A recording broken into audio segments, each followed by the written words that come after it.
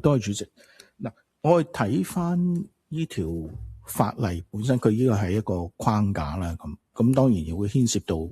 有幾個範疇嘅附屬法例。開宗明義，其實成條法例嘅宗旨就係為咗便利嗰個發展咁。但係呢個便利咧，有時去到跨境流通嘅時候咧，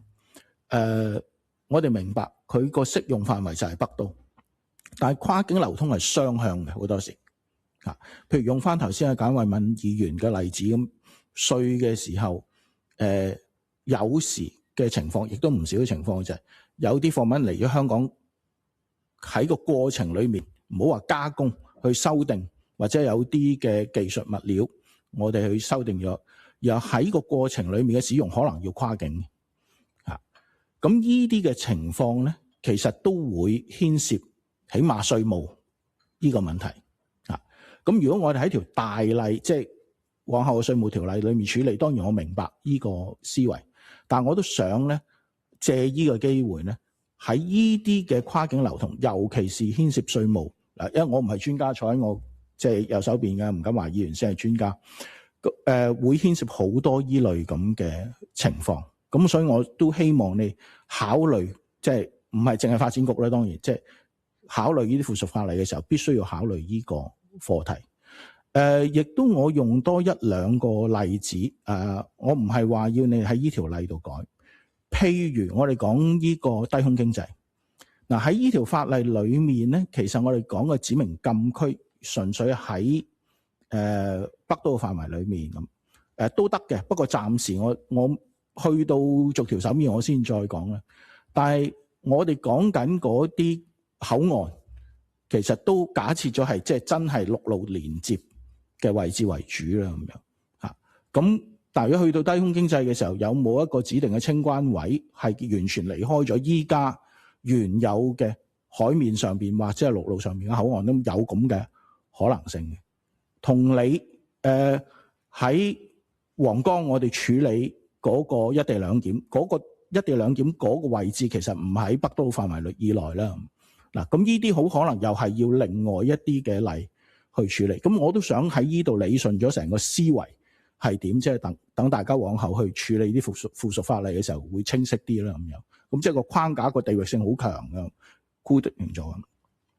但亦都有一點咧，我都想再提一提咧，就係喺嗰個即係今次審議裏面，從政策上面，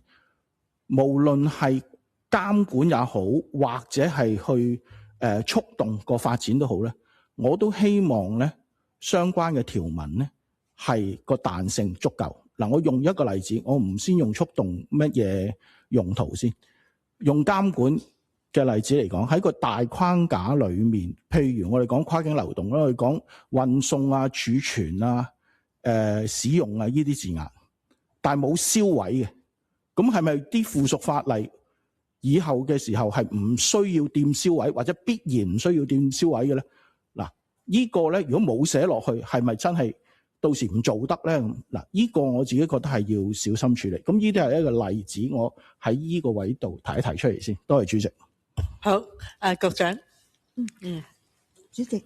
如果我冇理解錯，頭先林議員係提我哋遲啲，當我哋再睇嗰啲附屬法例嘅時候咧，要確保嗰啲附屬法例係真係達到我哋想需要嘅效果。特別提到，譬如一啲跨境嘅物流，都可能會涉及一啲稅務嘅事宜啦。低空經濟第日會唔會需要有一啲口岸嘅界定啦？